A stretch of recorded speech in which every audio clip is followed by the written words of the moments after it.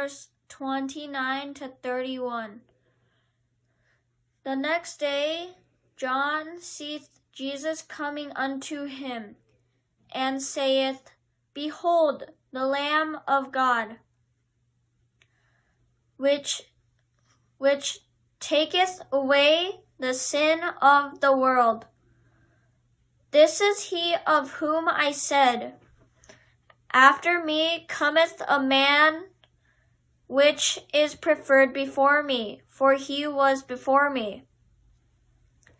And I knew him not, but that he should be made manifest to Israel.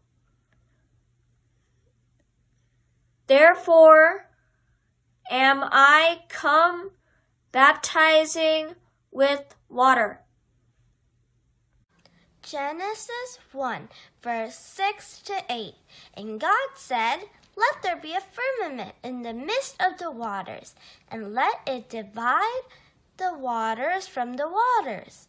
And God made the firmament, and divided the waters which were under the firmament from the waters which were above the firmament. And it was so. And God called the firmament heaven, and the evening and the morning were the second day. John 3, verse 16.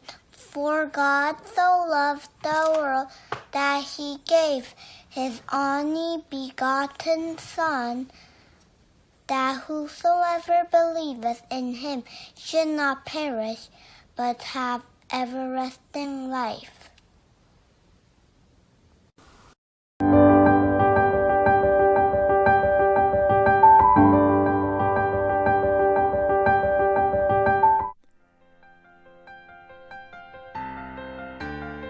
주여 나를 보내소서라는 선교 운동에 대해 들었는데요. 어떤 내용이죠? 주여 나를 보내소서 운동은 재림교회의 새로운 선교 운동의 이름입니다. 이사야 6장에 내가 여기 있나이다 나를 보내소서 9절과 마태복음 28장에 그러므로 너희는 가서 모든 족속으로 제자를 삼으라고 하신 말씀에서 따온 제목이죠.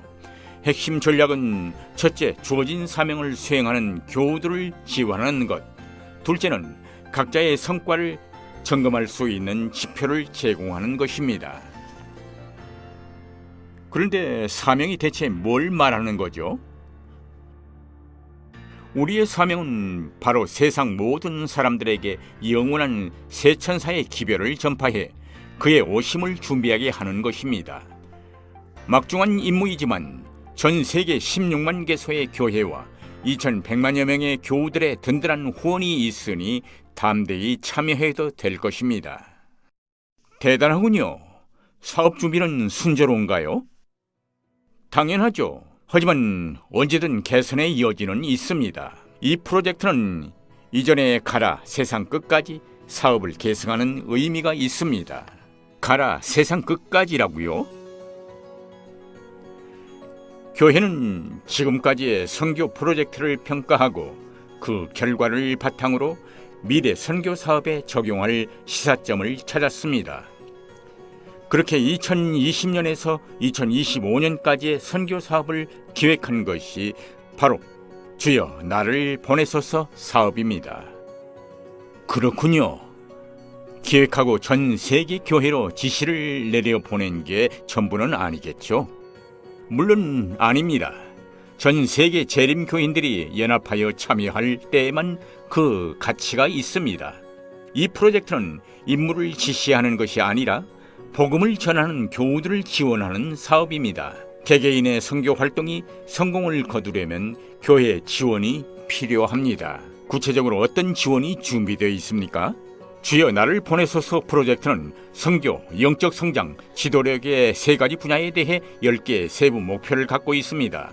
세부 목표마다 각각의 성과 지표를 설정했고요. 성과 지표는 일선 선교 활동의 성과 달성 정도를 측정하기 위해 만들어졌습니다. 성도 개개인이 그 지표를 활용해 자신의 선교 활동을 점검할 수 있는 것입니다. 하지만 대부분은 무엇부터 시작해야 할지도 모르지 않을까요? 걱정하지 않아도 됩니다.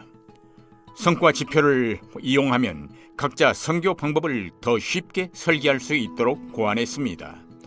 또 지표 항목별로 교회 지도자들, 일반 평신도들이 선택적으로 활용할 수 있어요. 세부 목표를 보면 어떤 성과 지표를 사용할지 알 수 있고요. 그럼 그동안 진행해왔던 교회 선교 사업들은 다 폐기되는 건가요? 아닙니다. 그간의 선교법들은 이 프로젝트의 실행 방식으로 이해할 수 있습니다. 전교인 선교 운동도 마찬가지고요. 전교인 선교 운동은 전 교인이 자발적으로 선교에 참여하는 사업이니까요. 맞아요. 그런 점에서 주여 나를 보내소서 운동의 일부분으로 볼 수 있습니다. 그럼 이 프로젝트는 새로운 선교법을 개발하고 기존의 선교법을 보완하게 하는 거네요. 정확해요. 그저 미지근한 마음으로 먼 곳의 선교 사업을 관망하라는 것이 아닙니다. 진심으로 선교 사명을 완수하길 바란다면 자신만의 전략을 짜내고 그것을 감당하라는 의지가 담긴 사업입니다. 말만으로 그치는 선교가 아니라 실제적이고 현실적인 목표를 세우고 직접 발로 뛰어 참여하라는 호소인 것이죠. 이제 이해했습니다. 예수님께서는 그러므로 너희는 가서 모든 족속으로 제자를 삼으라고 명령하셨어요. 어쩌면 지금이 바로 우리가 주여 나를 보내소서라고 대답할 수 있는 마지막 기회일지도 모릅니다. 언제든 개인 또는 교회 차원에서 선교 실천에 대한 아이디어가 떠오른다면 여러분도 응답하십시오. 주여 나를 보내소서.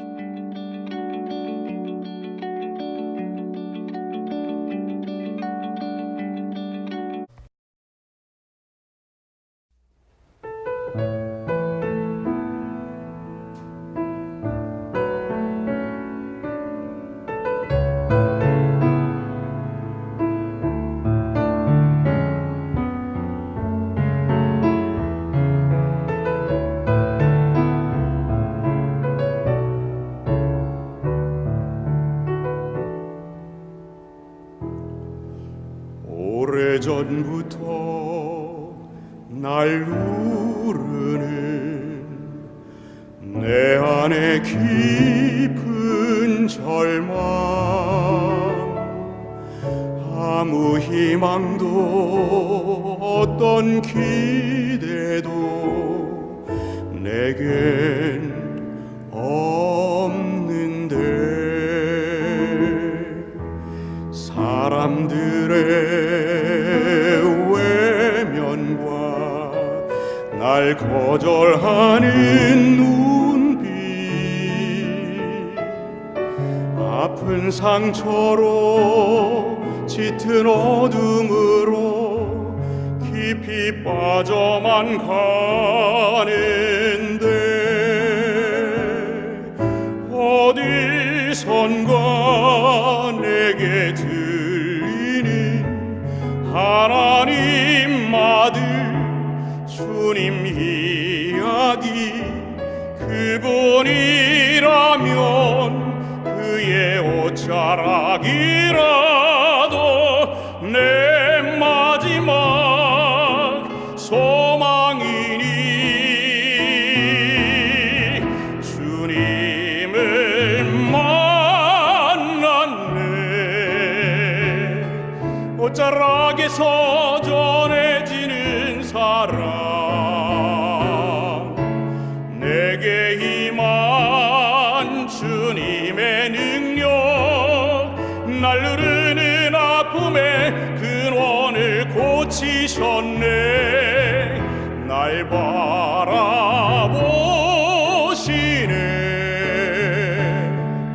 나의 연약함 주님은 아시네.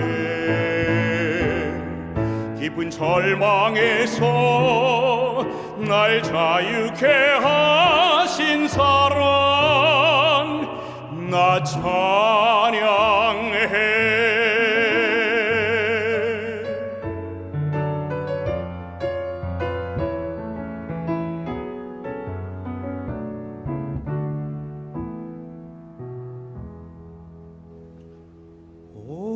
소리선가 내게 들리는 하나님 아들 주님 이야기 그분이라면 그의 옷자락이라도 내 마지막 소망이니 주님을 만났네 옷자락에서 전해지는 사랑 내게 힘한 주님의 능력 날 누르는 아픔의 근원을 고치셨네 날 바라보시네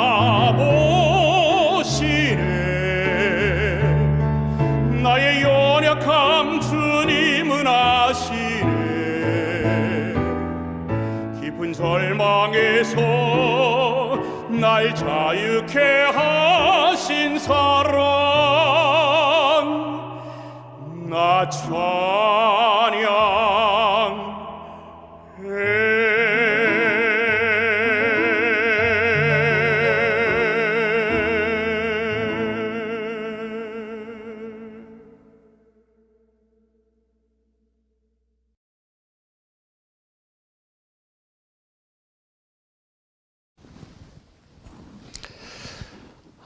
지난 안식일까지 여러분들 바쁘셨죠?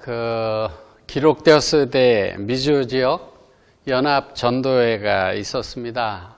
이준원 박사님의 건강 강의와 또 서상규 목사님의 예언 전도 강의가 말씀이 있었는데요. 매 시간 말씀을 통하여 많이 배우고 많이 은혜 받으셨죠? 다니엘서 2장의 말씀을 첫날 공부했는데요. 다니엘서 2장에는 느부갓네살 왕이 꿈꾼 후에 그 꿈이 생각나지 않아서 그 꿈을 알아내기를 원하는데 또 해석하기를 원하는데 알아내지 못하는 그 나라의 박수와 술객들 그들을 모두 죽이라고 명하지요. 느부갓네살 왕이 미련한 왕이 아니에요. 느부갓네살 왕은 전쟁에 능하고 인재를 골라서 쓸 수 있는 그런 왕이었는데요. 꿈꾸고 나서 말도 안 되는 일을 하고자 합니다. 그 마음속에 자신이 꾼 꿈이 심상치 않은 꿈이라고 반드시 알아야 된다고 그렇게 생각했던 것 같습니다. 하나님이 다니엘을 통해서 하나님의 영광을 나타내시고 또 세상 역사를 주관하심을 가르쳐 주시고 이 일을 통하여 다니엘을 높이 올려서 쓰시고자 하시는 그런 계획이 있으셨던 것 같습니다.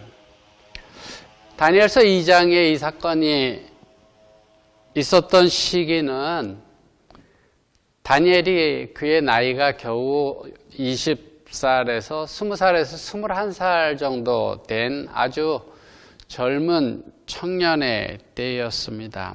느부갓네살 왕은요, 그 당시에 그 지역에서 가장 강력한 나라의 왕이었고요. 다니엘은 포로로 잡혀와서 교육받는 많은 젊은 청년들 중에 한 사람이었습니다. 16절 말씀을 좀 볼까요? 다니엘서 2장 16절인데요. 다니엘서 2장 16절입니다.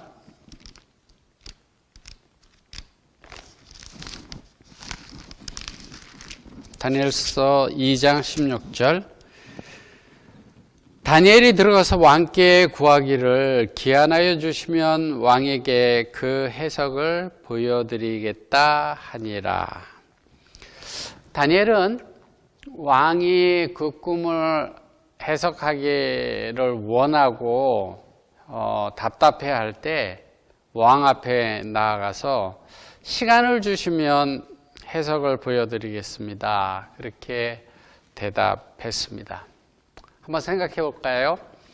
다니엘이 느부갓네살 왕이 밤중에 혼자 꾼 꿈, 그리고 잊어버린 그 꿈을 알아낼 그런 능력이 있어서 왕에게 제가 시간을 주시면 알아서 가르쳐 주겠습니다, 그렇게 말했을까요? 아니면 박수와 술객들이라고 성경에 나와 있지만 그 당시에 그 박수와 술객이라고 하는 사람들은 최고위 지식인들, 당대의 석학들, 왕에게 조언을 해주는 그런 조언자들, 그런 지식인들이었는데요. 그러한 사람들이 다 죽게 되었을 때 다니엘은 이제 그런 교육을 받고 준비되어져가는 과정이었지만 그 사람들하고 같은 운명에 있었기 때문에 어차피 죽는다면 좀 시간을 좀 벌어보자, 그렇게 해서 왕에게 좀 시간을 더 주십시오, 그렇게 이야기를 했을까요? 박사들은 두려워 떨었습니다. 왕이 꿈을 이야기해주면 해석할 수 있을 텐데 꿈 얘기도 안 해주고 해석하라고 하기 때문에 두려워 떨었는데요. 다니엘은 용기가 있었습니다. 그의 마음속에는 이 일을 통하여 하나님이 무엇인가 이루실 큰 계획이 있으실 것이다 라는 믿음과 확신이 그에게 있었습니다. 그는 왕에게 나아가서 담대하게 기한을 연장해 주시면, 시간을 좀 주시면 그 꿈을 알아봐 드리겠습니다 라고 용기를 내었습니다. 다니엘은요, 이스라엘에서 왕족 출신이거나 아니면 귀족 가문에서 태어난 그런 사람이었어요. 만약에 바벨론에 이스라엘이 망하지 않았다면 포로로 잡혀가는 일도 없었을 거고요. 자기 나라에서 아마 잘 사는 그런 사람이었을 겁니다. 그런데 지금 포로로 잡혀가서 죽게 된 형편에 있는 거예요. 사정은 원망과 불평, 그런 것들이 나올 수 있는 그런 상황이었죠. 그렇지만 다니엘은 그의 신앙이 흔들리지 않았습니다. 굽히지 않았고 포기하지 않았습니다. 상황은 어려워요. 지금 죽을 수도 있는 그러한 상황인데요. 그의 마음속에는 하나님이 여전히 우리를 위해서, 우리 민족을 위해서, 나를 위해서 일하실 것이라고 하는 사실을 믿음의 눈으로 바라봤습니다. 다니엘서를 쭉 읽어보시면요, 그는 날마다 하루에 3번씩 정해놓고 기도하는 사람이었어요. 그 상황이 어떠하든지, 어려운 일이 있든지 무슨 일이 있든지 기도하는 일을 빼먹지 않는 그런 기도의 사람이었고요. 선지자의 글을 열심히 읽고 연구하는 사람이었습니다. 그래서 얼마 있으면 이 백성들이 지금 바벨론의 포로로 끌려왔지만 이제 얼마 있으면 하나님께서 그 백성들을 다시 고국으로 돌려 보내실 것이다 라고 하는 사실을 말씀 연구를 통하여 깨달은, 말씀을 깊이 연구하는 말씀의 사람이었어요. 그래서 다니엘은 어린 나이였지만 기도의 사람이었고 말씀의 사람이었습니다. 선지자의 글을 좀 읽어보면요, 다니엘은 어려서부터 부모에게 그런 것들을 배웠다고 그렇게 말씀하고 있는데요. 그런저런 경험들을 통해서 다니엘은 하나님이 어떤 분인지 아주 깊이 알고 있었습니다. 다니엘은 특별히 예레미야서 예언을 깊이 살폈겠죠. 왜냐하면 예레미야서에 바벨론의 포로로 잡혀가서 70년이 차면 돌아갈 것이라고 하는 예언을 다니엘이 알고 있었다라고 하는 사실은 예레미야서를 깊이 연구하는 사람이었다라는 것을 알게 되는데요. 예레미야서 33장 3절에는 아주 귀한 말씀이 있죠. 많은 분들이 아끼고 좋아하는 말씀인데요. 너는 내게 부르짖으라. 내가 내게 응답하겠고 내가 알지 못하는 크고 비밀한 일을 내게 보이리라. 예레미야 선지자를 통하여 이런 약속을 하나님이 주셨습니다. 하나님께 부르짖으라. 그러면 응답하겠고 네가 알지 못하는 크고 비밀한 일들, 그 일들을 이루어 보여주겠다, 그렇게 말씀하셨습니다. 다니엘은 이 약속의 말씀을 마음속에 믿었죠. 마음속에 이 약속의 말씀을 가지고 있었죠. 하나님께 기도한다면, 하나님께 부르짖는다면 하나님께서 응답하시고 내 계획과 내 생각과 다르게 크고 놀라운 방법으로 하나님께서 하나님의 뜻을 이루실 것이다 라고 하는 사실을 다니엘은 확신하고 있었습니다. 제가 말씀드렸죠. 다니엘이 다니엘서 2장에 느부갓네살 왕의 신상의 꿈을 해석할 때 나이가 20살, 21살 정도 됐다고 그렇게 말씀드렸죠.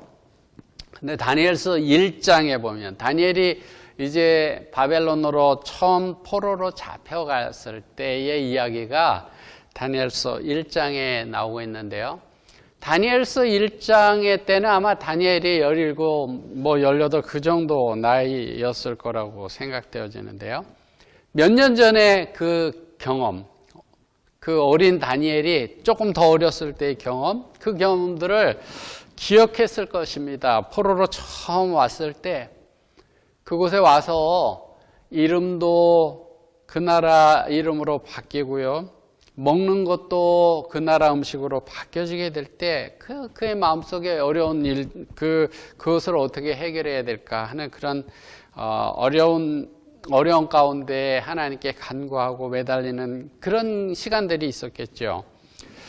처음 포로로 잡혔을 때 우상의 제물을 먹지 않고 채식을 하기로 결심하였을 때 그 열흘간의 기간을 주잖아요. 다니엘서 1장을 보면 열흘간의 기간을 줘서 그 기간 동안 너희 채식하는 사람들의 모습이 다른 음식을 먹는 사람들과 많이 달라진다면 계속 그렇게 할 수 없다. 열흘간 기회를 주겠다. 그렇게 했을 때 다니엘과 그 친구들이 열흘 동안 얼마나 하나님께 기도하면서 그 열흘을 보냈을까요? 하나님 말씀대로 살려고 하는 우리들을 통해서 지금 시험을 받게 되었는데 하나님 이 일을 통하여 하나님께 영광이 되도록 하나님 함께 해 주십시오. 그런 기도를 아마 간절하게 드렸을 거예요. 그죠?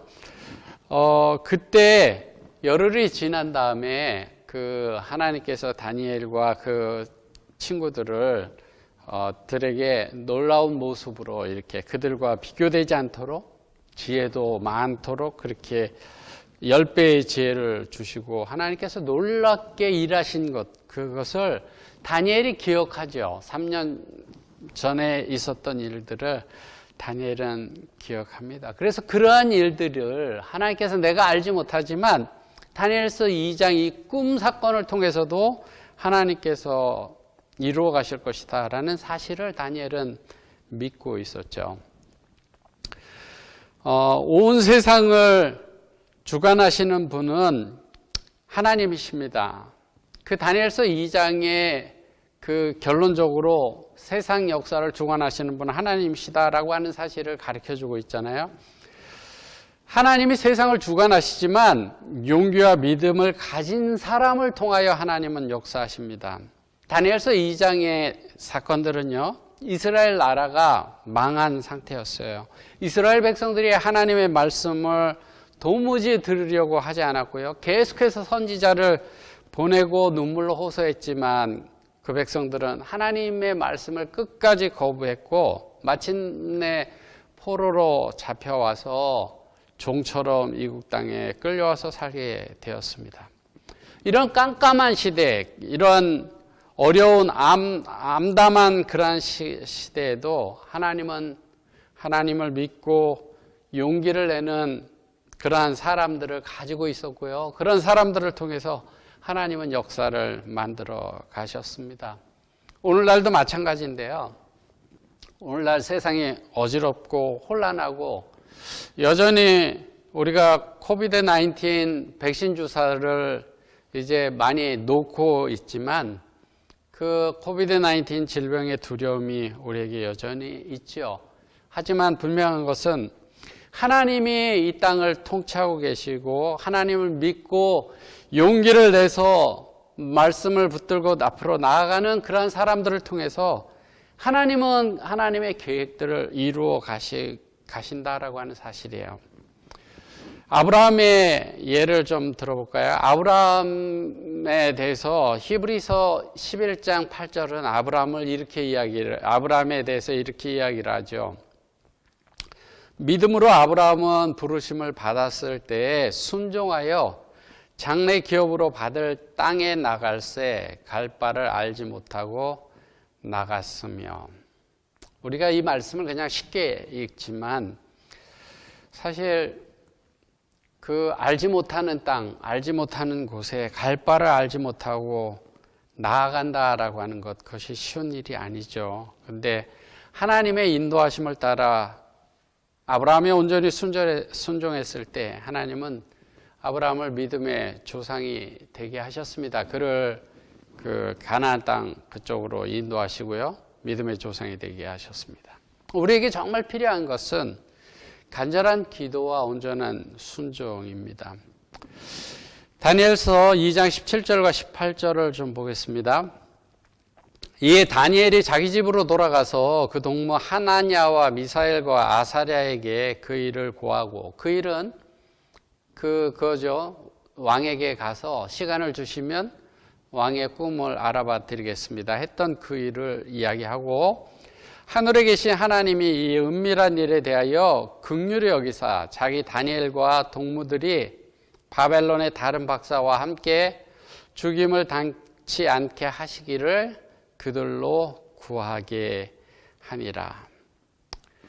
다니엘과 그 친구들의 기도는 생명이 걸린 기도였습니다.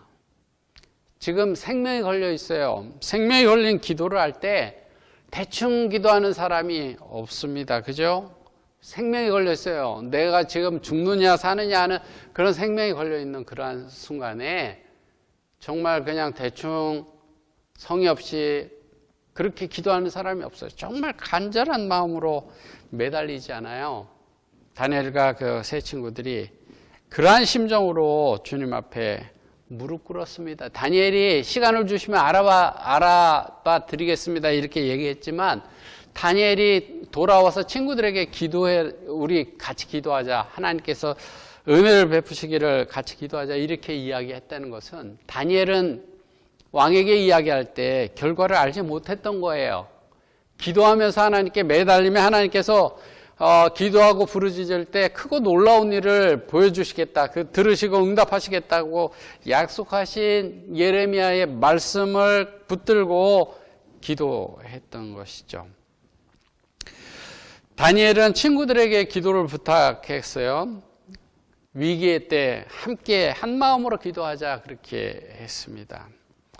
어려울 때 한 마음으로 하나님께 기도하는 것은 하나님의 백성들이 해야 할 일들이에요. 그죠? 앞일이 답답할 때 우리의 기도를 들으시는 그 하나님을 우리가 잊지 말아야 하고, 우리가 한 마음으로 기도할 때 그 기도에 귀 기울이시고 응답하시는 그 하나님을 우리가 기억해야 합니다. 우리가 40일 기도주일을 했죠. 전도회 하기 전에 40일 기도주일, 그 기도주일 동안에 안식일마다 저희들이 각각 소그룹으로 이렇게 같이 모여서 함께 이야기를 나누고 기도하는 그러한 모임을 가졌죠. 제가 속한 그룹도 40일 기도 주간 동안에 이렇게 같이 전화로 통화하면서 중보 기도의 모임을 가졌습니다. 어려운 가운데 있는 분들이 참 많아요. 가족들 중에 또 친구들 중에 여러 가지 질병으로 여러 가지 어려운 가운데 있는 그런 사람들이 많이 있음을 우리가 알게 됐습니다. 그래서 그분들을 위해서 우리가 합심해서 한 마음으로 기도하는 시간들을 가졌어요. 기도하는 시간들을 통해서 하나님께서 어떻게 역사하시는지 서로 이야기를 나누며 기뻐했습니다. 우리가 계속해서 이제 소그룹 모임을 통해서 성경 연구와 또 함께 중보기도 그런 것들을 지속한다면 우리의 감사가 배로 커질 것이고요. 하나님의 은혜를 더 깊이 더 많이 배우게 될 것입니다. 성화된 생애라는 책에 이렇게 말씀합니다. 다니엘은 그의 세 친구를 모으고 합심하여 빛과 지식의 근원이신 분께 지혜를 구하면서 그들의 문제를 하나님께 내어놓았다. 비록 그들이 유혹으로 눌린 왕궁에 살고 있었지만 하나님께 대한 그들의 의무를 잊지 않고 있었다. 그들은 어디에 있든지 하나님의 섭리가 그들과 같이 한다는 사실, 곧 진리와 의무에 따르는 요구에 응하면서 하나님의 사업을 하고 있다는 사실을 강하게 의식하고 있었다. 그들은 하나님을 확신하였다. 그들은 난관과 위험에 처할 때에 하나님을 향하여 힘을 구했으며 또한 하나님께서는 그들을 언제나 변함없이 도우셨다. 어려운 가운데 있을 때에 하나님께 힘을 구하고 하나님께 간구했을 때 하나님은 언제나 변함없이 그들을 도우셨다. 그렇게 말씀하고 있어요. 이들이 한 마음으로 기도하면서요, 도우시는 그 하나님을 경험하는 것이죠. 여러분들 한번 생각해 보세요. 하나님의 역사를 가장 많이 경험하던 때가 언제인지 한번 생각해 보세요. 우리가 할 수 있는 일이 없어서 간절히 하나님께 매여 달리고 기도하던 때, 그때가 아닙니까? 내가 무엇인가 할 수 있다고 생각하면 기도를 등한히 하는 유혹에 빠지게 되죠. 그러면 하나님의 놀라운 역사를 체험하지 못하게 됩니다. 우리가 하나님께 기도하고 나를 위하여 이루시는 그 하나님을 경험하는 것, 그것은 얼마나 기쁜 신앙생활입니까? 다니엘서 2장 20절과 21절에 보면 다니엘이 말하여 가로되 영원 무궁히 하나님의 이름을 찬송할 것은 지혜와 권능이 그에게 있음이로다. 그는 때와 기한을 변하시며 왕들을 폐하시고 왕들을 세우시며 지혜자에게 지혜를 주시고 지식자에게 총명을 주시는도다. 다니엘은 하나님께 기도하며 하나님께 맡기고 하나님을 믿고 하나님께 기도하면서 배운 하나님의 품성을 찬양합니다. 하나님을 찬송할 것은 지혜와 권능이 그에게 있고 때와 기한을 변하시고 왕들을 폐하시고 세우시고 지혜자에게 지혜를 주시는 그런 하나님이시다라고 하는 것을 찬양하는데요. 그리스도인들이 많이 하나님께 기도하지만 나중에 감사와 찬양을 소홀히 할 때가 너무나 많아요. 근데 다니엘은 하나님을 찬양합니다. 그러면서 다니엘의 마음속에는 모든 주권이 하나님께 있다라고 하는 것을 확신하게 되는데요. 왕을 세우는 것도 하나님이시고 패하는 것도 하나님이시다. 세상 역사를 주관하시는 분은 하나님이시다라고 하는 사실을 깨닫게 되죠. 기도하고 하나님께서 역사하시는 것을 통해서 깨닫게 돼요. 지금 그의 상황은 포로로 잡혀와서 포로로 종처럼 그 땅에서 살아가는 그러한 삶이지만 여전히 하나님께서 통치하고 계시다라고 하는 사실을 깨닫게 되죠. 우리의 상황이 어떻든지, 우리가 나쁘든지 어떻든지 우리의 현 상황이 하나님의 주권하에 있다라는 것을 깨닫게 되면 우리가 실망하지 않고 소망을 가지고 용기를 가질 수 있습니다. 지금 코로나19이 아무리 창궐한다 하더라도 나라와 권세와 자연 현상 모든 것들이 하나님의 주권하에 있다라고 하는 사실을 우리가 기억한다면 우리의 형편이 어떻든지 우리가 안심할 수 있고 하나님께 감사할 수 있습니다. 하나님이 내 형편을 아시고 주권자가 되신다라고 하는 그 사실, 그 하나만을 우리가 기억해도 우리는 용기를 잃지 않을 수 있습니다. 다니엘은 기도하는 사람이었어요. 성경에 많은 위대한 인물들은 다 기도하는 사람들이었죠. 느헤미야도 기도하는 사람이었고 다 기도하는 사람이었는데요. 기도하는 사람이 받는 복이 뭘까요? 기도하는 사람이 받는 복은 첫째는 응답받는 거예요. 그죠? 기도하는 사람이 받는 복은 응답받는 거예요. 그것이 응답이 곧바로 오든지 아니면 조금 늦게 오든지 다른 방법으로 오든지 그 방법은 하나님의 방법대로 다르게 오겠지만 기도하는 사람이 받는 복은 응답받는 것입니다. 그러나 그것보다도 더 복된 것은 기도할 수밖에 없는 그러한 상황 속에서 기도하면서 기도하는 사람이 하나님을 더 많이 알게 되어져 간다라고 하는 사실. 그것이 기도하는 사람이 받는 진정한 복이다라고 하는 사실이에요. 우리가 기도할 때 응답받는 그런 복도 있지만 기도할 수밖에 없는 그런 상황 속에서 하나님께 매달려서 기도하는 가운데 하나님이 어떠한 분인지를 점점 더 많이 알아가는 그것이 진정한 복이다라고 하는 사실입니다. 다니엘은 그 생명이 걸린 그러한 그 위급한 상황이었죠. 그때 왕에게 기한을 주시면 알아봐 주겠습니다 하고 와서 기도했잖아요. 그때 하나님께서 이상을 통하여 꿈을 통하여 알려주셨습니다. 다니엘서 2장을 여러분들이 보시면 다니엘서 2장 하면 생각나는 게 신상 생각이 나지만요. 다니엘서 2장을 쭉 보시면 하나님께서 그 이상을 보여주시고 난 다음에 다니엘이 신상의 모습은 이렇습니다. 이렇게 바로 이야기하잖아요. 19절 20절에 이에 이 은밀한 것이 밤의 이상으로 다니엘에게 나타나 보임에 다니엘이 하늘에 계신 하나님을 찬송하니라. 다니엘이 말하여 가로되 영원 무궁의 하나님의 이름을 찬송할 것은 지혜와 권능이 그에게 있음이로다. 다니엘은 전보다 더 하나님을 알게 되고 하나님을 찬양합니다. 그 다음에 쭉 보면 계속해서 이것을 알게 하신 분은 하나님이십니다. 왕은 지금 빨리 꿈 얘기를 듣고 싶은데 꿈 얘기 안 하고요. 다니엘은 계속해서 그 하나님을 높이는 하나님께서 이 모든 것들을 알게 하셨다라고 하는 사실을 증거합니다. 기도하면서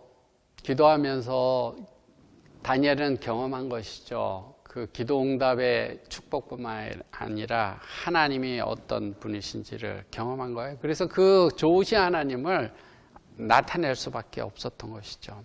여러분들 욥기서의 욥을 잘 기억하죠.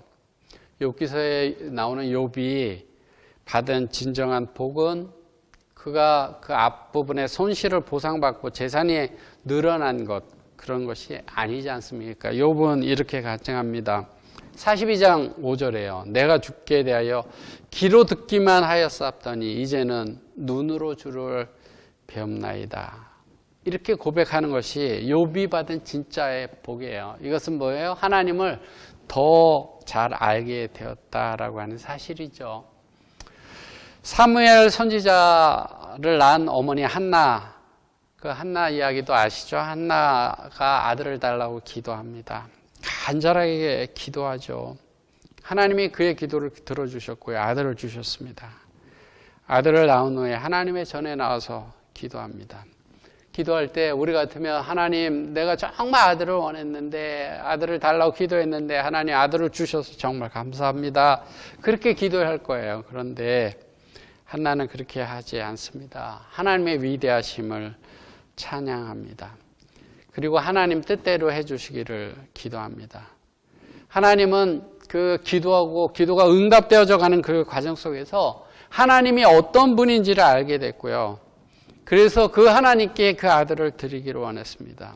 아들을 달라고 눈물로 기도하던 한나는 아들을 얻었을 뿐만 아니라 그 귀한 선물을 허락하신 하나님의 선하심과 위대하심을 더 깊이 깨닫게 된 것입니다. 그래서 기도하는 사람의 받는 축복은 무엇이냐면 기도응답의 축복뿐만이 아니라 하나님을 더 깊이 알아가는 것이라고 하는 사실이에요.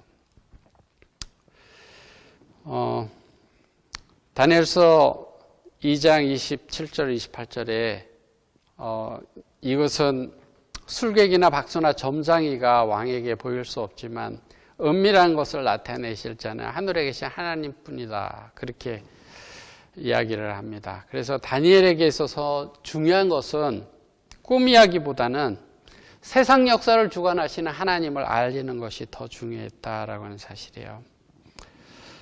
그는 자기를 드러내기 쉬운 그 순간에 하나님을 나타내기를 원했고요. 하나님만이 영광 받으시기에 합당하신 분이라고 하는 것 사실을 증거했습니다.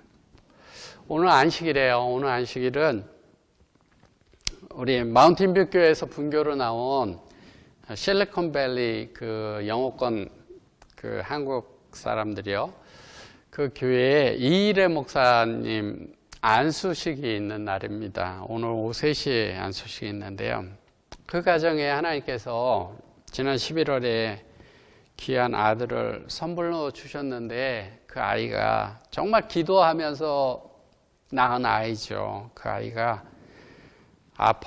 약하게 태어났죠. 아파서 아직 병원에 입원 중에 있습니다. 저희 집사람이 이 목사님 부부와 많이 같이 전화하고 저도 전화하고 같이 만나고 기도하고 하는 가운데 그 아이가 참 위급한 그런 순간들이 있어서 마음이 졸이기도 하고 힘든 그런 시간들도 많이 있었지만요. 그 아이를 통해서 하나님의 은혜를, 하나님의 사랑을 더 깊이 많이 배우며 감사하고 있다고 하는 아름다운 간증을 들었습니다. 우리가 하나님께 간절히 기도할 때, 하나님께 더 가까이 나아갈 때 그분의 품성을 더 이해하게 되고 그분을 더 많이 알게 되고 그분을 더 많이 찬양하게 되는 것입니다. 저는 여러분들이 많이 기도하는 사람들이 됐으면 좋겠어요. 그래서 많이 하나님의 기도의 응답을 경험하는 그러한 사람들이 됐으면 좋겠고요. 그리고 그 기도 응답뿐만이 아니라 그 함께 하시는 그 하나님 자체, 하나님 그 분에 대해서 더 많이 더 깊이 알아가기를 정말 간절히 바랍니다. 다니엘은 믿음과 용기의 사람이었습니다. 앞으로 어떻게 될지, 어떻게 일이 이루어져 갈지 알지 못했지만 하나님이 역사하실 것이라는 확신을 가지고 용기를 잊게 앞으로 나아갔어요. 하나님은 그러한 사람들을 통해서 하나님의 일을 이루십니다. 기도하고 말씀을 열심히 보는 사람이었어요. 우리도 다니엘처럼 세상 역사를 주관하시는 그 하나님 앞에 나아가 기도하는 그러한 생애를 살게 되기를 바라고요. 그래서 응답의 기쁨뿐만 아니라 하나님을 더 깊이 알아가고 그래서 우리 마음속에 감사와 찬송이 하나님께 대한 감사와 찬송이 넘치는 그러한 생애를 살게 되기를 바라면서 말씀을 줄이겠습니다.